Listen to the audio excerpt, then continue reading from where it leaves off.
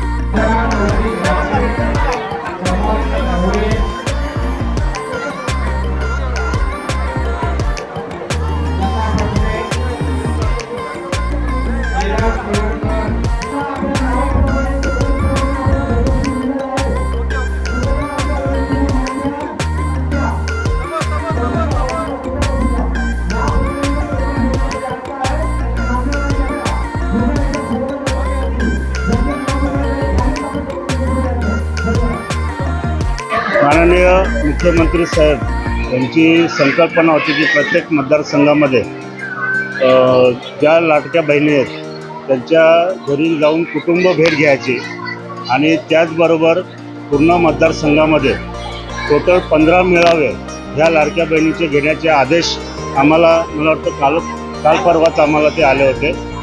आणि सुरुवात करायची म्हणून मग मी जबाबदारी घेतली की बाबा प्रभाग क्रमांक 1-2 पासून सुरुवात करतो आणि ती सुरुवात तुम्ही बघत आहात.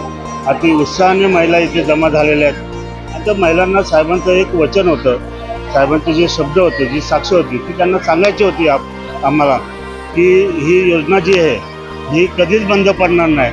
जर पुन्हा सत्तेवरती आलो तर योजना तर चालू राहील याची ग्वाहीच देतो, परंतु 1,500च्या ऐवजी 3,000 रुपये दिले जातील अशी सुद्धा घोषणा माननीय मुख्यमंत्री साहेबांनी केलेली आहे. त्याचबरोबर ज्या इतर गोष्टी हे आहेत योजना आहेत त्या योजनांची माहितीसुद्धा याच्यामार्फत द्यायची, ज्या महाराष्ट्र शासनाकडनं चालू आहेत. आणि अशा पद्धतीने काँग्रेसने जे किंवा महाविकास आघाडीने जे विधान केलेलं आहे की आम्ही जर सत्तेवर आलो तर ही योजना बंद करू, त्याला मुख्यमंत्री साहेब यांनी चोख प्रत्युत्तर दिलेलं आहे की माझ्या लाडक्या बहिणीच्या मतांच्याद्वारे आम्ही पुन्हा मुख्यमंत्री बनवू आणि ही योजना चालू ठेवू अशी घोषणा त्यांनी केलेली. कसं आहे माहिती का, जेव्हा 5 वर्ष सभागृहात होतो तेव्हा मराठी भाषेला अभिजात दर्जा मिळावा म्हणून यावेळेस मराठी भाषा दिन आपण साजरा करत होतो. मला तुम्हाला एक सांगावं लागेल की एकदा जे मराठी भाषेची दिंडी आम्ही हे करताना तेव्हासुद्धा तिथे अशा घोषणाबाजी झाल्या होत्या. मी सुद्धा त्या क्लिपमध्ये होतो. मीच ती दिंडी घेतली होती की मराठी भाषेला अभिजात दर्जा मिळावा ही मागणी कधीपासून आहे, कितीतरी वर्षापासूनची ती मागणी आहे, परंतु ती कोणी पूर्ण करू शकला का? नाही करू शकला.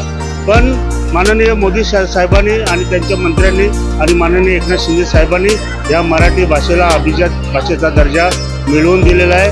तमाम मराठी बांधवांची माननीय मुख्यमंत्री साहेबांना एक आशीर्वाद आहे.